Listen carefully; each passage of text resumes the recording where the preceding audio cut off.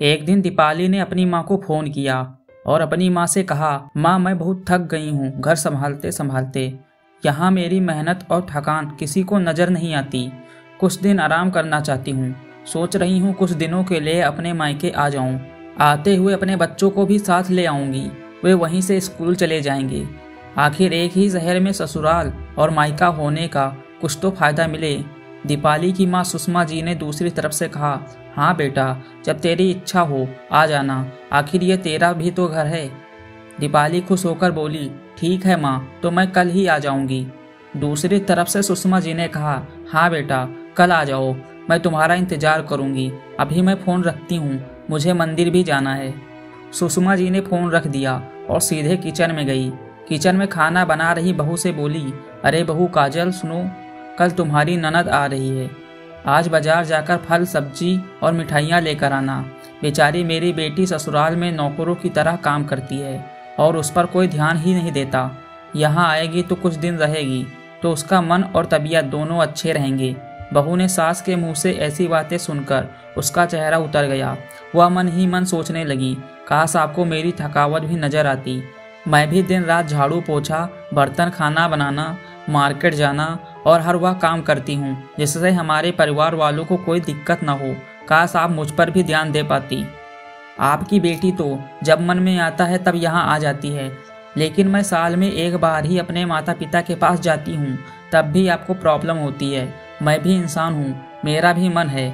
मुझे भी लगता है अपने माँ के पास जाकर थोड़ा आराम करूँ, सुख दुख की दो चार बातें करूँ, अपना मन हल्का करूँ। भगवान अब तुम ही कुछ करो ताकि मेरी सास की आंखें खुले और मेरी थकावट भी नजर आए। शाम तक भगवान ने जैसे काजल की सुन ली और उसकी ननद दीपाली का फोन आया।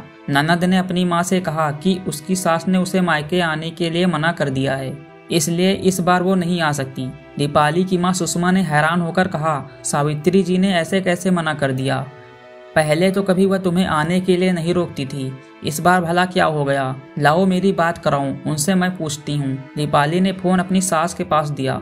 सुषमा जी ने कहा, नमस्कार समधन जी, आपसे कुछ कहना था। समधन जी ने कहा, कहिए।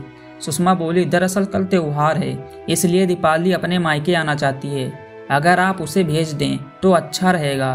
दीपाली की सास ने कहा, देखिए समधन जी, आपकी बेटी मायके जाकर रहे, इस बात के लिए हमने उसे कभी नहीं रोका और इस बात से हमें कोई प्रॉब्लम है भी नहीं। कुछ महीने पहले मैं अपने रिश्तेदार की शादी में गई थी। वहाँ आपकी बहू काजल की माता जी से मिलने का मौका मिला। उनसे बातचीत करने के दौरान उनकी बातों से पता चला कि काजल को साल में एक ही बार अपने मायके जाने को मिलता है और वह भी बहुत कम समय के लिए। मुझे लगता है आपको पहले काजल को उसके मायके भेज देना चाहिए और जब वह मायके होकर आ जाएगी मैं दीपाली को आपके पास भेज दूंगी। एक बहुत ज़रूरी बात जो मुझे लगता है आपको समझ लेनी चाहिए कि आपको अपनी बहू को भी बेटी की तरह या बेटे से भी ज़्यादा प्यार देना चाहिए। उसे भी मायके जाने की इच्छा होगी, या फिर हो सकता है दीपाली के वहाँ आने से उसकी सेवा सत्कार करने के लिए आप काजल को उसके मायके नहीं भेजती होंगी, या फिर वह आपसे कुछ कहने से अभी डरती हो। अगर आप उसको घर में ही कैद रखेंगी तो एक दिन ऐसा आएगा जब वह आपके खिलाफ बोलने लगेगी, फिर वह आपकी सुनेगी भी नहीं और जब चाहे तब अपने मायके जाएगी। ऐसी परिस्थिति आए, इससे अच्छा है कि आप ही कुछ बदलाव अमल में ले आएं, जिससे आपका रिश्ता और रिश्ते की मिठास खराब न हो।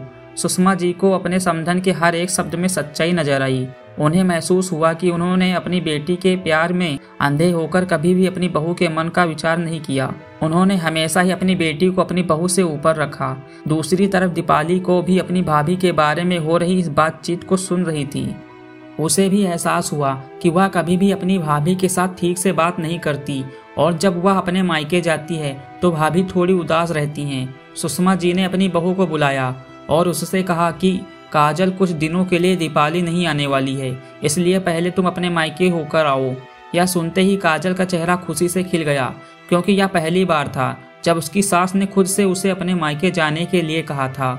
अगले दिन काजल अपने माता पिता के घर गई और इस बार वह पूरे एक हफ्ते रहकर आई। अपने माँ बाप से, अपने रिश्तेदारों से मिलकर आई और वह जब लौटकर आई तो उसका चेहरा खिला हुआ था, उसकी आंखें चमक रही थी। काजल के आने के बाद दीपाली भी अपने मायके आई और इस बार वो खुद सामने से अपनी भाभी से खुशी खुशी मिली और अच्छे से बात की। दीपाली ने अपनी माँ से बात करके उन्हें भी अच्छे से समझने में मदद की। वह कहीं ना कहीं काजल के साथ गलत व्यवहार कर रहे थे। दूसरी तरफ काजल अपने ससुराल वालों के बदले व्यवहार से बहुत खुश थी। अब वह खुशी खुशी सबका ध्यान रखती और हर काम प्यार और लगन से करती। वह ध्यान रखती कि कोई भी ऐसी बात या काम ना करे जिससे घर में तनाव का माहौल पैदा हो। सुषमा जी अपनी बहू को खुद ही समय समय पर मायके भेज दिया करती। एक छोटे से बदलाव ने सास बहू और भाभी ननद के बीच की कड़वाहट को दूर कर दिया और रिश्तों को और भी ज़्यादा मीठा और मजबूत कर दिया। तो दोस्तों, कैसी लगी ये कहानी कमेंट करके ज़रूर बताइए और ऐसी ही मज़ेदार स्टोरी सुनने के लिए हमारे चैनल को सब्सक्राइब कर लीजिए। Thanks for watching.